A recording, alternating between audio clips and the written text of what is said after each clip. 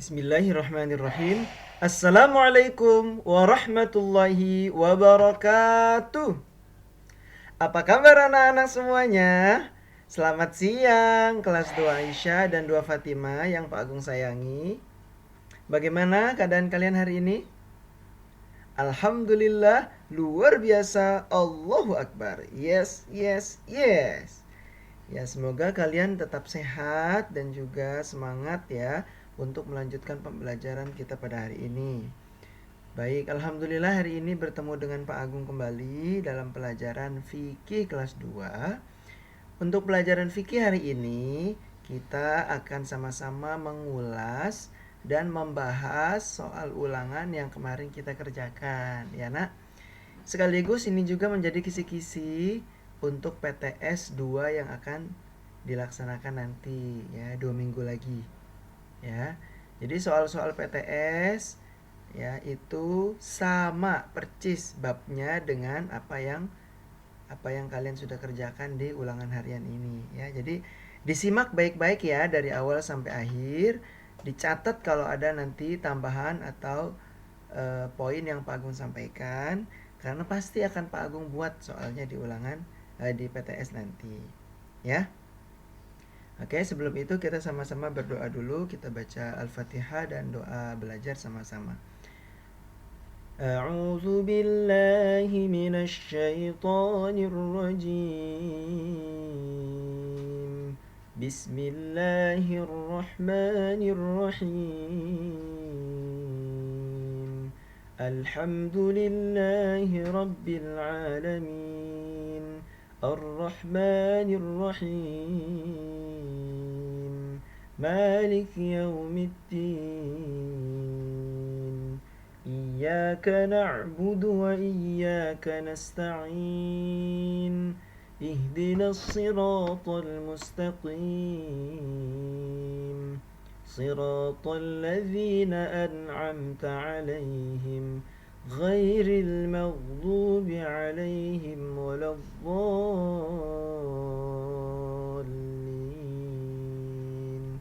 آمين رضيت بالله ربا وبالإسلام دينا وبمحمد نبيا ورسولا ربي زدني علما warzuqni fahma. Ya Allah, tambahkanlah ilmuku dan tinggikanlah kecerdasanku. Amin. Baik, langsung kita mulai. Silakan diperhatikan, disimak baik-baik video ini sampai selesai, nomor per nomor, dan disiapkan buku tulisnya untuk mencatat poin-poin yang penting untuk kalian catat ya. Oke, yuk kita sama-sama bahas ya, kita review soal ulangan harian fikih kelas 2 yang sudah kalian kerjakan kemarin. Untuk nilai-nilainya, alhamdulillah rata-rata bagus ya, dapat 90, ada yang 100, ada juga yang dapat 70 ya. Yang di bawah KKM hanya 1-2 saja, tapi hampir semuanya dapat nilai yang bagus ya. Tapi tetap harus kalian pahami dan harus kalian bahas ya, supaya nanti di PTS nilai bagusnya bisa dipertahankan. Oke. Nomor 1. Sholat yang dilakukan secara bersama-sama yang terdiri dari imam dan makmum disebut apa? Ingat, kata kuncinya adalah secara bersama-sama ya. Udah ada imam, ada makmum. Wah, udah tahu kita ya. Apa itu namanya? Iya, apa sholat fardu? Bukan ya, sholat fardu itu artinya sholat wajib. Sholat wajib itu bisa sendiri, bisa berjamaah. Sholat duha, apakah sholat duha harus bersama-sama? Enggak harus. Sholat berjamaah, iya, sholat berjamaah itu ya, salat berjamaah adalah salat yang dilakukan secara bersama-sama. Ada imam, ada makmumnya. Ya, berarti nomor 1 jawabannya yang C. Ya, ini adalah pengertian salat berjamaah ya, diingat-ingat. Sekali lagi, sholat berjamaah itu adalah sholat yang dilakukan secara bersama-sama yang terdiri dari imam dan makmum. Imamnya satu, makmumnya satu atau lebih, ya. Oke, nomor 2. Sholat berjamaah dilakukan paling sedikit oleh berapa orang? Paling sedikit? Iya, oleh 2 orang, ya. Yang B jawabannya. Kalau 1 orang itu bukan sholat jamaah namanya, sholat munfarid atau sholat sendirian, ya. Yang namanya sholat berjamaah itu paling sedikit 2 orang. 2 orang, 3 orang, 4 orang boleh, ya. Yang nomor 2, ya ini paling sedikit 2 orang sholat berjamaah. Nomor 3, sholat berjamaah mendapat pahala titik-titik derajat lebih tinggi daripada sholat sendirian. Berapa derajat? 27 derajat, 10 derajat, atau 100 derajat? Iya, jawabannya adalah 27 derajat. Ya betul. Ini ada hadisnya ya nak ya. Jadi kalau kalian sholat berjamaah, ya baik di masjid maupun di rumah, itu pahalanya lebih besar ya, lebih tinggi ya, 27 derajat daripada sholat sendirian. Ya. Makanya kalau bisa sholatnya berjamaah ya. Kalau belum bisa di masjid, di rumah. Bisa nggak berjamaah di rumah Pak Agung? Bisa. Sholat berjamaah dengan ayah, dengan bunda, dengan kakak, dengan adik. Bisa sholat berjamaah dengan keluarga di rumah. Tapi kalau masjid kalian, sekitar rumah kalian sudah normal, sudah tidak ada pandemi, ya sebisa mungkin kalian sholat di masjid, ya terutama yang laki-laki. Ya sekali lagi, berapa derajat sholat berjamaah itu pahalanya daripada sholat sendirian? 27. Ya, diingat ya. Nomor 4. Hukum melaksanakan sholat berjamaah adalah, apa hukumnya melaksanakan sholat berjamaah? Wajib, sunnah, sunnah muakkad? Iya, jawaban yang betul adalah sunnah muakkad.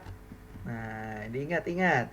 Hukum melaksanakan sholat berjamaah adalah sunnah muakkad, nak. Ya, artinya yang sangat sekali dianjurkan untuk kita melakukannya. Ya. Ya kalau kita bisa sholat berjamaah, kenapa harus sholat sendirian? Ya enggak. Apalagi sholat-sholat fardu, ya enggak. Ya, jadi hukumnya sunnah muakkad, artinya sunnah yang sangat dianjurkan untuk dilakukan. Nomor 5. Orang yang memimpin sholat berjamaah disebut ketua, imam, atau makmum? Iya, imam. Ya, imam itu adalah orang yang memimpin sholat berjamaah atau orang yang berada di depan, paling depan, ya, dan memimpin sholat berjamaah. Itu sebutannya imam. Ya, kalau makmum, ya, nah makmum kita cek nomor 6 ya. Orang yang menjadi pengikut dalam sholat berjamaah disebut, nah ini baru makmum ya. Jadi sekali lagi, imam adalah orang yang memimpin dan berdiri di depan, paling depan ya, dalam sholat berjamaah.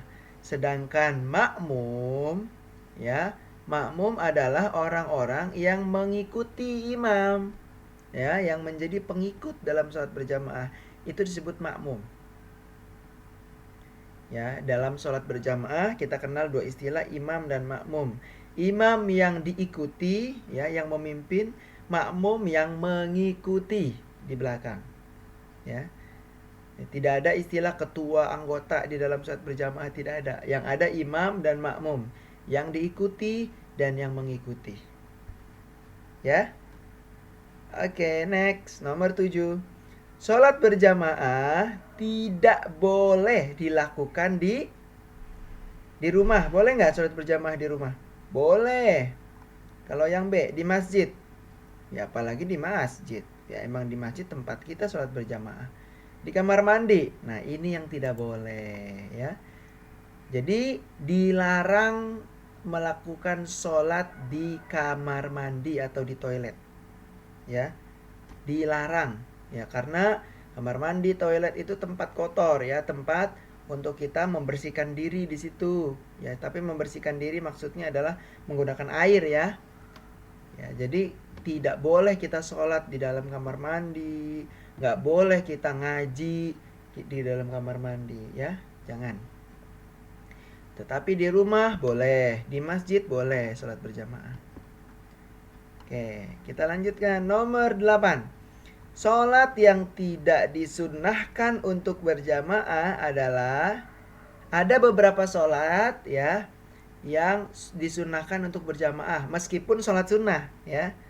Tapi ada juga sholat yang tidak ada jamaahnya, tidak boleh berjamaah. Apa coba yang tidak disunnahkan berjamaah? Apakah sholat fardu yang 5 waktu? Apakah ini tidak disunnahkan? Wah, sangat disunnahkan.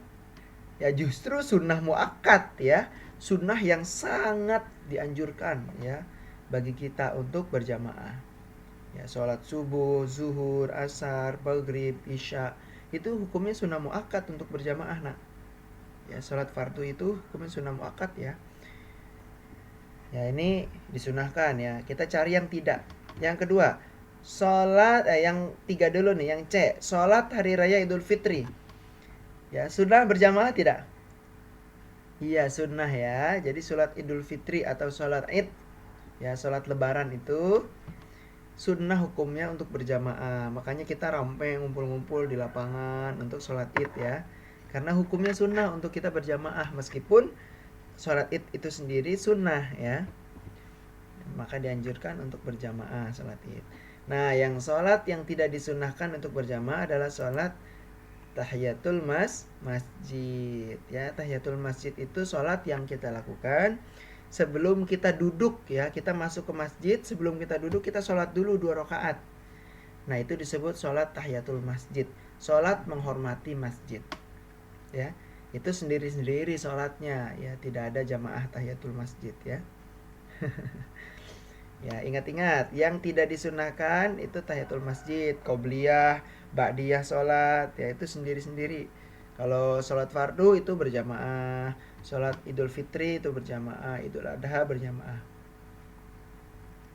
Lanjut, nomor 9. Apabila imam salah dalam bacaan maupun gerakan sholat, maka makmum wajib B, wajib diam, C, wajib teriak, atau A, wajib membetulkannya. Iya, yang A ya, wajib membetulkannya, meluruskannya. Ya, nanti kita belajar cara meluruskannya bagaimana ya. Nomor 10. Apabila imam salah ya, maka makmum laki-laki harus memberitahunya ya dengan mengucap apa? Misalnya imamnya salah nih. Habis sujud kedua harusnya berdiri tapi dia duduk iftirash atau duduk tawaruk ya, maka makmum wajib memberitahu atau wajib mengingatkannya ya. Kalau makmum laki-laki, cara mengingatkan atau cara memberitahu imam yang salah dengan cara mengucap apa? Subhanallah, astagfirullah, atau Allahu Akbar. Iya, cara mengingatkan imam yang salah khususnya makmum laki-laki adalah dengan mengucapkan subhanallah. Subhanallah. Nah, itu diingatkan ya. Lanjut. Nah, kalau tadi imam laki-laki mengingatkan imam dengan mengucap subhanallah. Kalau sekarang nomor 11, imamnya salah. Nah, makmum yang perempuan cara mengingatkan imamnya bagaimana? Beda ya dengan makmum laki-laki. Kalau makmum laki-laki mengingatkannya dengan mengucapkan subhanallah. Kalau makmum perempuan cara mengingatkan imam yang salah adalah dengan cara memberikan isyarat satu tepuk tangan. Ya, diingat-ingat nak ya. Kalau jamaah perempuan ya atau makmum perempuan ini mengingatkan imam salahnya seperti ini. Nah, prok.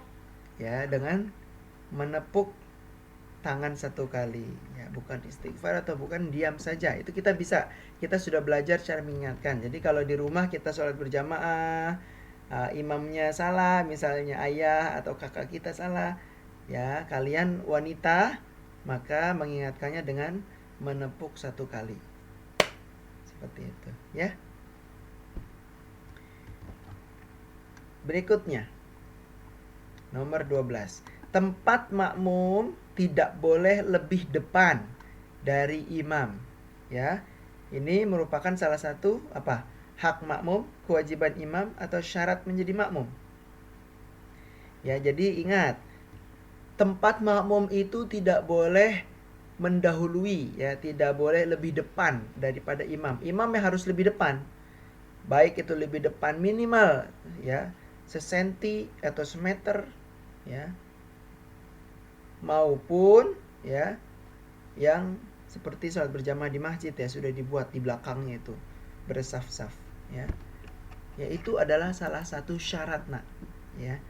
Kalau kalau kita mau jadi makmum, maka kita tidak boleh berdiri sejajar dengan imam, tidak boleh, ya, tidak boleh segaris lurus dengan imam, tidak boleh. Harus lebih mundur, ya, harus munduran, ya, makmum, ya, namanya juga makmum yang mengikuti, ya, di belakang. Masa yang mengikuti di samping atau di depan, ya. Jadi syaratnya kalau kita ingin menjadi makmum, ya, dalam sholat berjamaah, kita harus lebih belakang tuh. Tidak boleh lebih depan daripada imam, ya. Diingat-ingat ini. Itu adalah syarat menjadi makmum. Nomor 13. Di bawah ini yang bukan termasuk seorang imam, syarat seorang imam, ya. Sehat akalnya, ini syarat. Yang fasih bacaan Qur'annya, ini syarat. Yang besar badannya, apakah ini syarat? Harus besar badannya baru bisa mengimami salat? Ya, bukan, ya. Yang besar badannya itu bukan syarat, ya. Mau dia badannya kecil, badannya besar, badannya tinggi, pendek, hitam, putih, ganteng, kurang ganteng, itu bukan syarat, ya. Tetapi yang menjadi syarat apa? Dia waras, ya. Sehat akalnya. Lalu dia bacaan Qur'annya bagus, itu baru jadi syarat. Kalau di antara teman-teman kita nih, kita mau sholat berjamaah, siapa yang mau jadi imam? Adalah dia yang bacaan Al-Qur'annya bagus, ya. Yang bacanya Qur'annya paling bagus, nah dia yang ditunjuk jadi imam, bukan yang paling besar badannya, ya. Berarti nomor 13 yang B, yang fasih, yang C, yang besar badannya itu bukan termasuk syarat menjadi imam. Nomor 14. Kalau imamnya perempuan, maka yang hanya bisa menjadi makmum yaitu, ya, perempuan juga, ya. Masa imamnya perempuan, makmumnya laki-laki? Ya, makmum itu perempuan. 15. Di bawah ini yang termasuk ketentuan makmum, ya. Lihat, kita cari yang mana yang benar. Yang A, makmum mendahului gerakan imam. Benar nggak ini? Ya, salah, ya. Makmum tidak boleh mendahului gerakan imam. Yang B, makmum boleh berniat menyamakan gerakan imam. Boleh nggak makmum menyamakan gerakan imam? Tidak boleh, ya. Makmum tidak boleh sama gerakannya dengan imam, tidak boleh. Makmum itu harus mengikuti. Yang namanya mengikuti pasti setelah gerakan imam. Imam ruku, baru kita ruku. Tidak boleh bareng, apalagi ngeduluin, ya, nggak boleh, ya. Jadi makmum tidak boleh berniat menyamakan gerakan imam, ya. Jadi yang termasuk ketentuan adalah yang C, makmum berniat mengikuti imam. Nomor 16. Jika makmumnya laki-laki dan perempuan, imamnya perempuan, boleh? Nggak boleh. Kalau jamaahnya ada jamaah bapak-bapak dan ada ibu-ibu, ya, atau jamaahnya laki-laki dan perempuan, maka imamnya itu harus laki-laki, nak, ya, harus laki-laki, tidak boleh perempuan. 17. Bacaan imam sholat maghrib. Ya, coba diingat-ingat. Kalian sholat maghrib berjamaah. Ya. Yang dibaca pelan itu rokaat yang keberapa? Rokaat pertama? Ya, rokaat ketiga, pertama atau kedua? Rokaat yang pertama keras ya bacaan imamnya. Bismillahirrahmanirrahim. Alhamdulillahi rabbil alamin. Ar-Rahmanir-Rahim dan seterusnya. Itu dikeraskan suara imamnya. Nah, yang dibaca pelan itu rakaat yang ketiga. Betul ya. Nomor 18. Salat sunnah qobliyah zuhur dilaksanakan secara munfarid. Ya, munfarid artinya dilakukan sesuai rukun dan syarat, dilakukan secara bersama-sama, atau dilakukan secara sendirian. Iya, munfarid itu ingat-ingat kalau perlu dicatat ya. Munfarid itu sama dengan atau artinya sholat sendirian. Itu namanya sholat munfarid. Sholat sendiri. Ya, yang C. Sholat yang dilakukan secara individu atau sendiri. Itu disebut munfarid. Nomor 19. Salah satu syarat menjadi imam dalam sholat berjamaah adalah fasih bacaan Al-Qur'annya. Nah, fasih itu artinya apa? Apakah melafalkan dengan lambat? Ya, fasih itu artinya bacaannya lancar, baik, dan benar.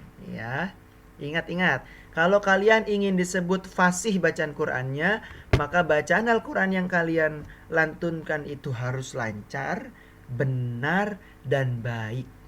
Ya, pelafalannya. Itu disebut fasih. Nomor 20. Mempererat persaudaraan atau silaturahmi sesama umat Islam merupakan salah satu titik-titik sholat berjamaah. Ya, mempererat persaudaraan dan silaturahim. Itu hikmah, alasan, atau sunnah? Ya, coba dilihat di buku kalian. Mempererat persaudaraan atau silaturahmi kepada sesama umat Islam itu merupakan suatu hikmah. Ya, salah satu hikmah sholat berjamaah. Ya, dengan kita berjamaah kita mempererat tali persaudaraan kita atau tali silaturahim kita, ya. Nomor 21. Yang bukan termasuk ketentuan sholat berjamaah di rumah adalah yang bukan. Ingat-ingat, kalau kalian sholat berjamaah dengan keluarga di rumah, coba perhatikan ketentuan ini dan kita cari yang bukan ya. Yang A, khusyuk mengikuti gerakan imam. Ketentuan sholat berjamaah di rumah tidak? Iya, baik di rumah, di masjid, dimanapun ya, di lapangan juga. Kalau yang disebut sholat berjamaah, maka makmum harus mengikuti gerakan imam ya, di mana-mana harus khusyuk. Ya. Yang B, merapikan barisan atau soft sholat. Ya, sama. Yang namanya sholat berjamaah, baik itu di masjid, di rumah, di lapangan, di balai ya, atau di mana saja, kalau itu sholat berjamaah maka kita harus merapihkan saf. Ya, tidak hanya di rumah saja, di masjid juga harus dirapihkan safnya. Di lapangan juga harus dirapihkan safnya. Jadi itu ketentuan ya. Yang C, mengumandangkan azan terlebih dahulu. Ini yang kalau kalian sholat berjamaah di rumah tidak perlu mengumandangkan azan terlebih dahulu. Cukup qomat saja ya. Jadi kalau kalian misalnya sudah masuk waktu Isya, terus nggak keburu atau tidak memungkinkan untuk sholat ke masjid di berjamaahnya, ya kalian mau berjamaah di rumah bersama keluarga, maka langsung saja qomat dulu ya. Allahu Akbar, Allahu Akbar, asyhadu an la ilaha illallah, asyhadu anna Muhammadar Rasulullah, hayya 'alas salati, hayya 'alal falah, qad qamatis salatu, qad qamatis salah, Allahu Akbar, Allahu Akbar, la ilaha illallah. Langsung sholat ya, tidak perlu azan dulu ya. Kalau di masjid ya harus azan untuk memanggil dan menyeru, tapi kalau di rumah kalian sholat berjamaah cukup qomat saja. Paham ya? Nomor 22, sholat istisqa. Nah, ini salah satu sholat yang disunahkan untuk dilakukan berjamaah ya. Sholat istisqa. Ya, itu adalah sholat apa itu? Sholat istisqa itu sholat apa, nak? Sholat fardu? Bukan. Ya, ini sholat 5 waktu, sholat fardu ya sendiri, namanya sholat fardu. Sholat minta hujan? Iya. Jadi diingat-ingat, dicatat. Jadi sholat istisqa itu ada juga di dalam rangkuman kalian ya, di paling belakang itu. Sholat istisqa itu adalah sholat meminta hujan kepada Allah. Ya, dilakukan secara berjamaah. Ya, jawabannya B. 23, sholat sunnah berjamaah yang hanya dilakukan di bulan Ramadan saja adalah sholat witir, sholat tarawih, atau sholat idul fitri. Iya, yang betul adalah sholat tarawih. Sholat witir itu tidak hanya dilakukan di bulan Ramadan. Di luar bulan Ramadan juga bisa kita melakukan sholat witir. Ya, habis sholat tahajud, sholat witir. Itu bisa di luar Ramadan. Sholat idul fitri. Sholat idul fitri itu sholat yang dilakukan ketika masuk waktu Syawal ya, atau bulan Syawal. Ya, bukan di Ramadan, tapi sudah, karena ini kan setelah subuh itu sudah lewat Ramadan tuh. Makanya pagi-pagi jam 7 itu sholat idul fitri, karena dia sudah masuk bulan Syawal, bukan di bulan Ramadan. Nah, maka yang hanya boleh dilakukan di bulan Ramadan itu adalah sholat tarawih ya, yang biasa kita lakukan berjamaah itu. 24, perilaku yang diharapkan setelah kamu ya belajar sholat fardu berjamaah adalah kamu sudah belajar sholat berjamaah, sudah tahu dong hukumnya, caranya, ya, ketentuan-ketentuannya, syaratnya, ya kan? Karena kita sudah belajar tentang sholat berjamaah, maka kita harus apa nih? Yang A, bermain ketika masuk waktu sholat fardu? Salah, masa main-main? Ya, nggak boleh bermain ya ketika waktu sholat. Melaksanakan sholat fardu berjamaah dengan main-main, sama saja ya, ini tidak boleh. Nah, yang betul adalah yang C. Ya, kita sudah belajar sholat berjamaah, maka kita harus membiasakan diri kita disiplin melaksanakan sholat fardu berjamaah di awal waktu. Sudah masuk waktu maghrib, Allahu Akbar, Allahu Akbar. Rapihkan mainannya, langsung wudhu, siap-siap sholat maghrib. Masuk waktu isya, Allahu Akbar, Allahu Akbar.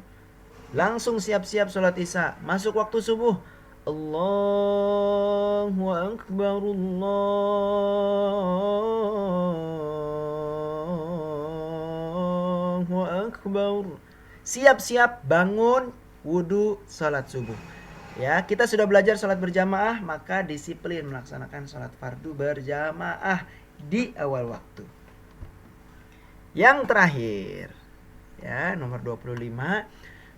Kalian murid-murid sudah tahu keutamaan sholat berjamaah banyak, ya, melatih disiplin, silaturahim, merikat persaudaraan, ya, banyak manfaatnya sholat berjamaah itu. Kita tahu.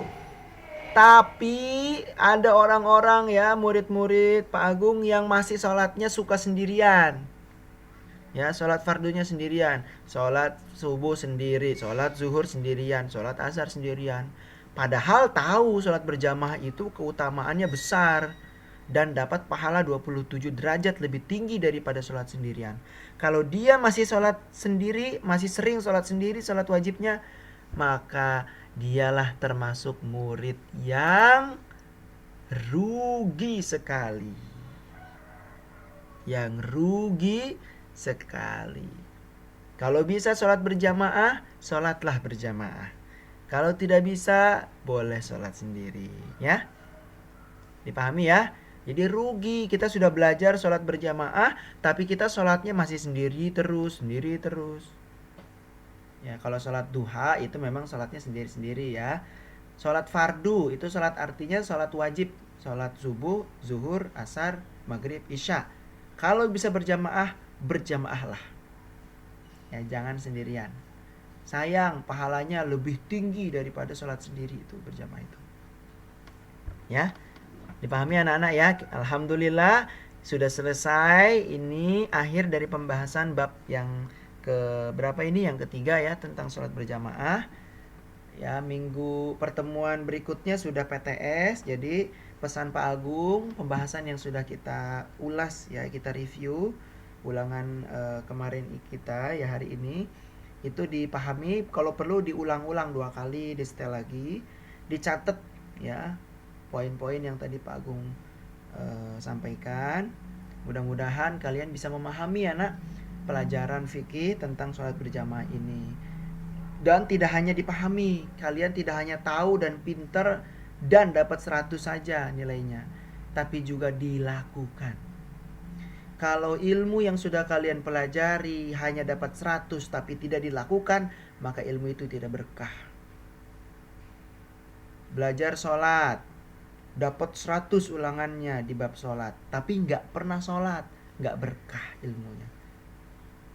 Kalian belajar tentang sholat berjamaah ya, apalagi sholat fardu ya, maka hukumnya sunnah muakkad, sangat dianjurkan untuk dilaksanakan berjamaah ya, sholat wajib kita. Kalau kalian dapat 100 ulangan, bahkan PTS ujian nanti 100, tapi tidak dilakukan ilmunya, masih sering sholat sendiri, maka tidak berkah ilmunya ya, rugi sekali ya. Kita sudah tahu, sudah belajar. Bedanya orang yang sudah belajar dengan orang yang tidak belajar ya, orang yang belajar itulah orang yang paling banyak mengamalkan ilmunya, yang tahu dan mengamalkan ilmunya, daripada orang yang tidak belajar. Kalau orang yang tidak belajar, tidak berjamaah, kita yang belajar tidak juga berjamaah, ya kita lebih buruk dari orang yang tidak belajar. Ya, jadi sekali lagi, alhamdulillah ini adalah penutup di bab yang ketiga tentang sholat berjamaah. Harapannya kalian terus mempelajari dan melakukan ya, mengamalkan sholat berjamaah ini dalam kehidupan sholat fardu kalian sehari-hari ya. Itu saja. Sekali lagi, banyak sekali soal di ulangan ini yang akan Pak Agung tulis kembali di PTS nanti. Jadi dipelajari ya, dihafalkan kalau perlu jawabannya, supaya kita menjadi orang-orang yang faham terhadap ilmu dan apa-apa yang disampaikan oleh Bapak dan Ibu guru. Mari sama-sama kita tutup dengan hamdalah. Alhamdulillahirrabbilalamin. Terima kasih anak-anak semuanya. Jaga kesehatan ya. Semoga kita ketemu kembali di sekolah. Dan berbaktilah kepada orang tua kalian selagi bisa di rumah ya. Berbakti, membantu orang tua, membantu pekerjaan bunda dan ayah kalian di rumah ya. Terima kasih. Wassalamualaikum warahmatullahi wabarakatuh.